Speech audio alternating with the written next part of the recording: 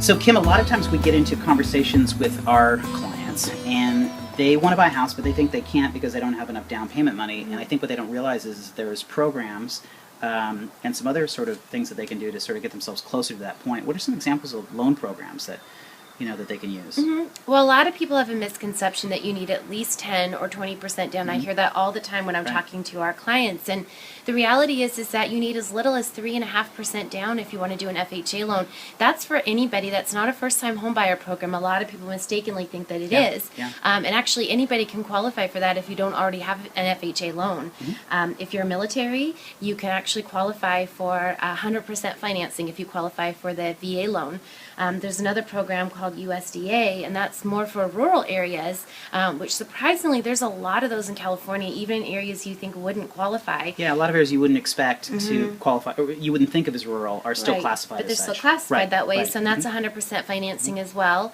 And even conventional financing right now only requires 5% down. So the idea about 20-25% is an old-fashioned notion. It's an old-fashioned idea, but a lot of people are clinging to that, so I think it's important people know that you really can buy a home. It doesn't take that much to be able to do it. Well, now let's say, for instance, that somebody doesn't have the benefit of having access to VA or to USDA with no money down, and then they still have to have some money saved up, but they have to find somebody somehow to come up for the 3.5% for an FHA loan, or perhaps the 5% for conventional. What are some ideas on how they would get that money? I mean, some people have been planning for a long time and they have savings, but if you don't have savings. Well, if you don't have savings, then there's some other options such as getting gift funds. So if you have a family member or close friend that's willing to gift you the money, you can use that for your down payment.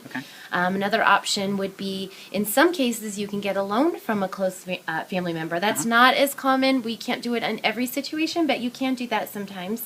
A very commonly overlooked way of getting your money for your down payment is retirement accounts or 401k. A lot of people don't think about that. I've had that happen so many times where someone comes to me and they think they need to save for a year before they can buy their house, and then they completely forgot that they have that they're contributing at their company.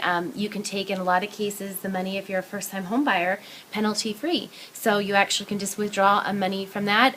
You also have the option of doing a loan in most cases. So you need to talk to your employer about that to see your specific requirements. So everybody's situation is going to be different. I mean, yes. So probably what people are going to need to do is give us a ring and tell us what their situation is, and then we can answer their questions for them. So, I mean, if you're listening to the video and you're thinking, about your own situation, you want to know more about the details, they should give us a ring. Absolutely. Call us at 888-333-0075, maybe down here in the bar beneath us or at the end of the video. But of course, no obligation whatsoever, right? No, they call and ask questions. Yeah, and we can come up with a plan for you that works for you, whether it's now or in the future. Everyone can be a homeowner at some point. So, yeah, great.